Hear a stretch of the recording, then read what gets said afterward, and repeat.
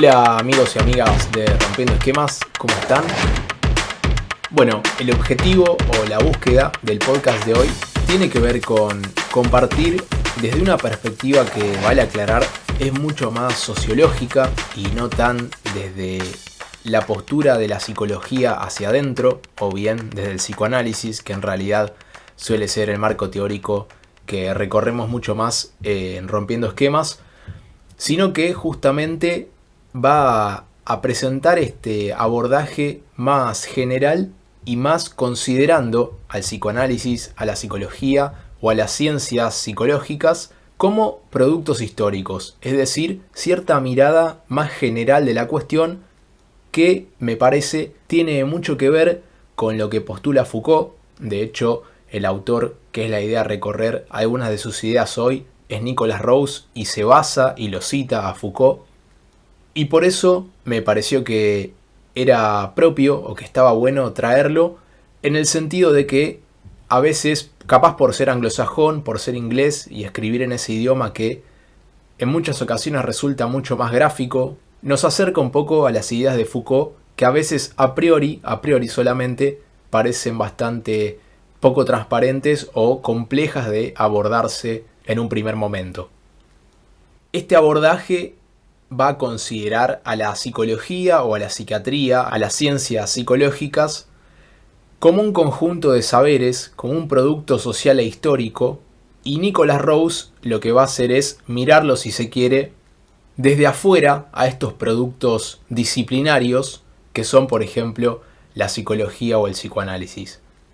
Y por lo tanto los va a cuestionar desde la verdad que estas ciencias psicológicas o que estos saberes vienen a proponer como algo más bien objetivo. Si bien, por ejemplo, en psicoanálisis lo objetivo es una concepción o un concepto imposible, el punto es que el psicoanálisis, al proponer lo que propone, se va a basar en justamente que sus postulados acercan, por ejemplo, a cómo es o cómo se constituye, en qué formato se produce la verdad del sujeto. Podríamos decir una verdad que es una verdad de ficción,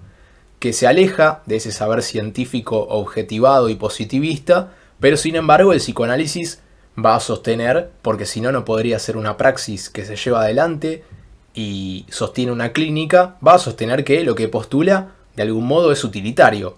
sirve, es en un punto verdadero, si bien la cuestión de la verdad justamente depende de la conjunción y de cómo ordenemos los significantes.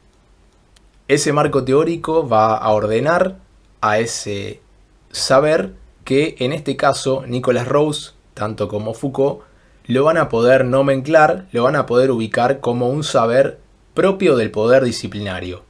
propio de ese conjunto de saberes y disciplinas que surgen en la modernidad y que se caracterizan por producir verdad en un determinado tiempo histórico y con un determinado paradigma de orden de la realidad y de juegos de verdad por los que la verdad se produce. Este juego de verdad que se da en la modernidad, que Foucault trabaja muy bien cuando aborda la cuestión del poder disciplinario, es propio del paradigma científico, propio del auge de la razón,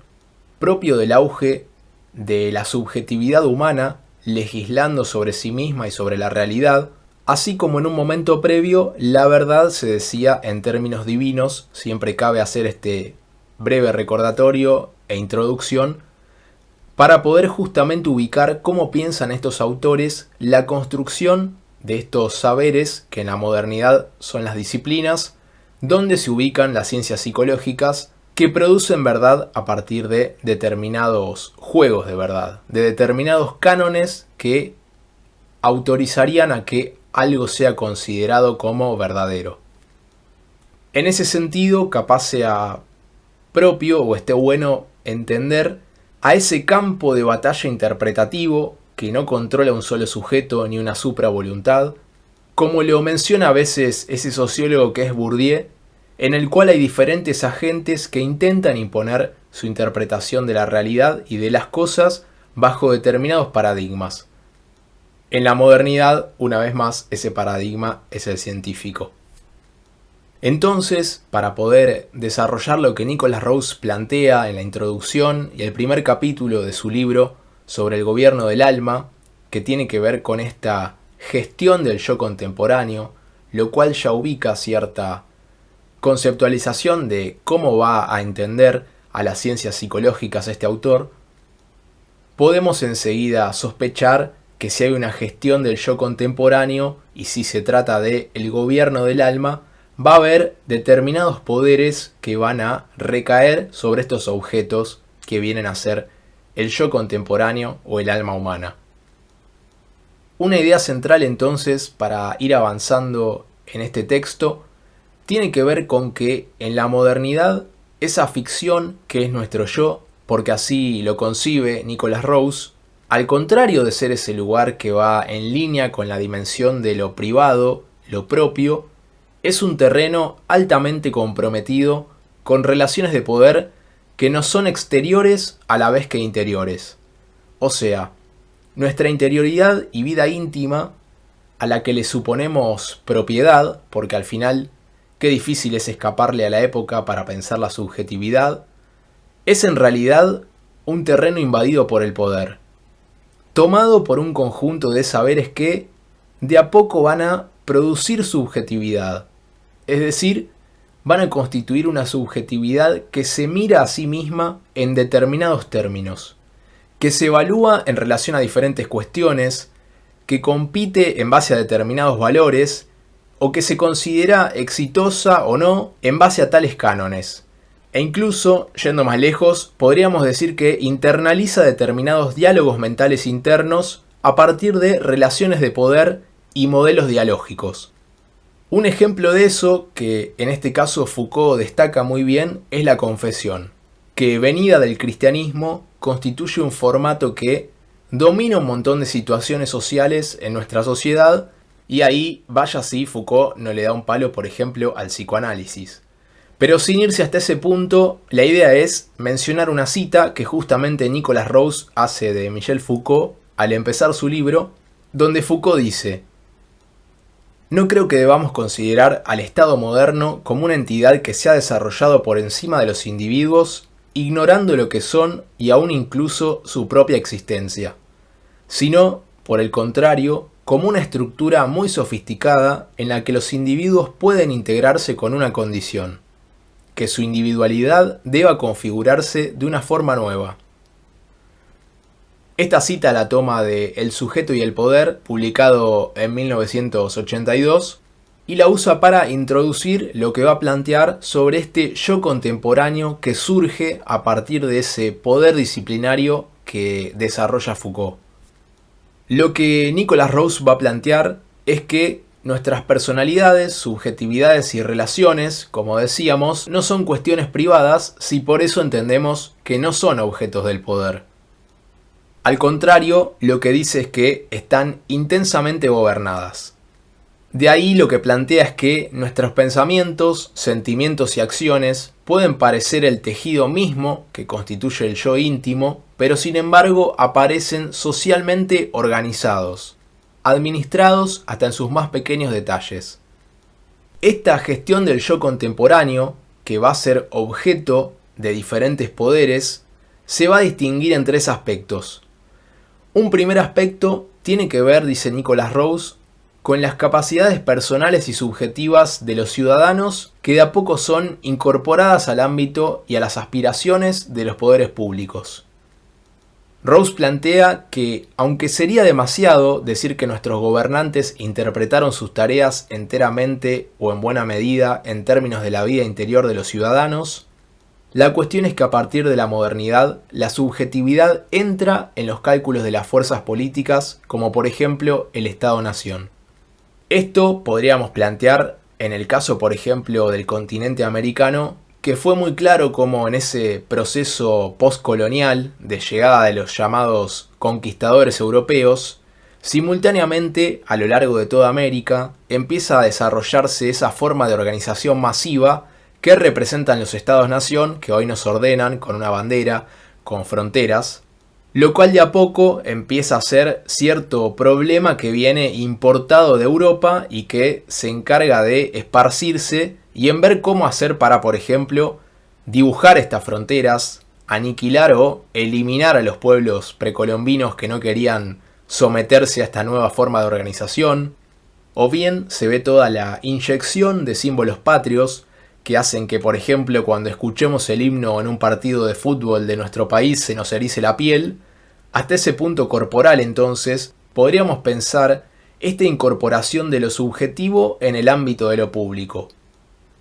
Y para seguir, lo que Rose propone en este primer capítulo de su libro es que la manifestación más obvia de este aparato abocado a gestionar esa ficción que es nuestro yo contemporáneo para este autor, ya vamos a ver por qué, tuvo que ver con la aparición de todo un saber que organizó un abordaje o un tratamiento sobre la figura del niño. Dice, se trató del sistema de bienestar infantil, la escuela, ese sistema de justicia juvenil y la educación y vigilancia de los padres. De repente, la regulación de las capacidades subjetivas se ha infiltrado de forma extensa y profunda en nuestra existencia social. Entonces, acá tenemos cómo la creación y el surgimiento de este poder de las disciplinas, de este poder disciplinario, de este conjunto de saberes sobre un montón de ámbitos donde antes no existía un saber que dijese qué hay en la realidad, qué hay en este ámbito de la realidad, que podríamos pensar como el alma humana o el psiquismo, aparece un montón de saber que permite ejercer y aplicar poder. En la medida en que las capacidades personales y subjetivas de los ciudadanos se incorporan al ámbito y a la medición de los poderes públicos, tenemos un registro que le va a servir a ese poder para administrar. Este sería el primer aspecto de la gestión del yo contemporáneo que Nicholas Rose propone, y eso que cuando escribió este texto en 1989 todavía no vivíamos en el mundo de redes sociales que vivimos hoy. En segundo lugar, lo que plantea respecto de la gestión del yo contemporáneo es que la administración de la subjetividad se ha convertido en una tarea central para la organización moderna, que las organizaciones vinieron a llenar el espacio entre la vida privada de los ciudadanos y las preocupaciones públicas de los gobernantes. Las oficinas, las fábricas, las aerolíneas, los colegios, los hospitales, las cárceles, todas implican cierta administración calculada de las fuerzas y las capacidades humanas, en orden de alcanzar los objetivos que se propone cada una de esas instituciones. Entonces cita el ejemplo de cuando los industriales buscan incrementar la productividad de sus empresas a través de la adaptación de las prácticas de trabajo, para lo cual se sirven de diferentes consideraciones sobre dinámicas de grupo, sobre lo intersubjetivo, que se termina volviendo central para los gerentes y de algún modo la vida de las organizaciones asume una tendencia psicológica. En tercer lugar, lo que plantea es que nace una nueva forma de saber experto, un saber sobre la subjetividad, que es toda una familia de nuevos grupos profesionales que se empieza a propagar. Cada uno afirmando su virtuosismo respecto del yo, en clasificar y medir la psiquis, por ejemplo, en diagnosticar las causas de sus problemas o en prescribir remedios. Aparecen, con el surgimiento de las ciencias psicológicas, no solo los psicólogos clínicos, ocupacionales, sino que también aparecen los trabajadores sociales, los gerentes de personal, los oficiales que supervisan la libertad condicional o el cuidado en las adopciones, hay también terapeutas en las escuelas. Hay toda una autoridad social basada en la capacidad para entender los aspectos psicológicos de las personas y actuar sobre ellas. Aparecen, dice Rose, poderes cada vez más diversos de estos ingenieros del alma humana. A partir de la modernidad nace un nuevo sujeto, así como antes de la modernidad no se reparaba en el sujeto del niño, no había un saber, no había un despliegue, no había, por ejemplo, ropa para niño, no existía el sujeto niño en un montón de consideraciones sociales. En la medida en que nace un sujeto y nace una caracterización además autorizada por el paradigma científico, que empieza a ser el paradigma que dice la verdad, empieza a haber todo un saber que empieza a su vez a aplicarse, que empieza a, va a decir Rawls o va a decir Foucault, ser un saber que implica un poder. Nuevos lenguajes que usamos para construirnos, para entendernos, para evaluarnos a nosotros mismos y que transforman no solo la relación con los demás, sino la constitución misma de cómo se da el diálogo mental interno. Todo nuestro mundo de pensamiento, nuestras formas de referirnos a nuestros sentimientos, el lugar donde encontramos lo más íntimo, por ejemplo, en la sexualidad, podría decir el psicoanálisis, o bien nuestras ambiciones, nuestras desilusiones, eso se modifica a partir de la aparición de todo un conjunto de saberes. Rawls dice que el propio sentido del sí mismo se revoluciona, transformándonos en seres intensamente subjetivos. Y el punto no es justamente criticar esto o entonces decir si podemos ver la estructura subyacente, esto deja de ser verdad o es una apariencia. Justamente si algo insiste, por ejemplo en Foucault, es que los juegos de verdad por los que la verdad se produce en cada época y que van cambiando, justamente lo que hacen es producir subjetividad. Nadie está exento de esos juegos de verdad. Si los juegos de verdad son unos, la subjetividad se va a producir a partir de esas métricas, por decirlo de alguna manera. Por eso, al margen de esa sensación como de paranoia que a veces puede producir leer a estos autores, la clave de lectura, creo, tiene que ver con cómo se da la producción o la constitución de la verdad, y a partir de esos juegos de verdad, cómo surgen interpretaciones de la realidad y de la subjetividad, y entonces determinados ordenamientos que van a introducir prácticas de poder, que a su vez tienen que ver, en este caso, muy relacionado con la norma, con lo anormal, con lo que se aleja de lo consuetudinario, con lo que se aleja de lo acordado. Es todo un enfoque más bien sociológico de cómo se da la producción de la subjetividad a partir de determinados saberes que se arrogan la potestad de ser los que pronuncian la verdad en una determinada época.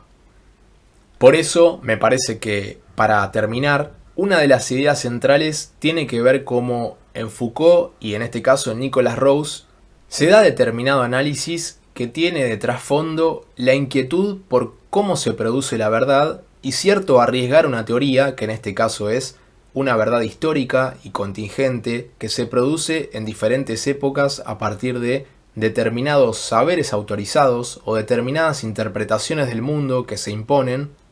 y que a partir de esa interpretación del mundo que se constituye por el tejido de lo social y que nadie regula como un único agente, se produce a su vez la subjetividad que vive en ese mundo de esa verdad, lo cual implica también que es cambiante. Hoy en día, por ejemplo, con todo el debate de las cuestiones de género y los nuevos paradigmas, capaz estemos camino a una realidad donde el masculino y el femenino dejen de ser lugares, por ejemplo, donde creemos que habita una especie de verdad íntima y privada. Un lugar que pareciera sagrado para nuestra identidad, entendida desde lo social, una cuestión que parece muy relacionada a nuestra esencia, es decir, en qué cosas buscamos esa esencia, esa identidad. Se trata de eso a lo que apuntan estos autores, que constituye la subjetividad y que a su vez va a constituir formas de poder que van a producir determinados ordenamientos. ¿Por qué se elige a la sexualidad como el lugar donde está una de las verdades más íntimas de la subjetividad? ¿Por qué no se elige otra cosa? ¿Por qué se dice en esos términos la verdad más íntima del sujeto?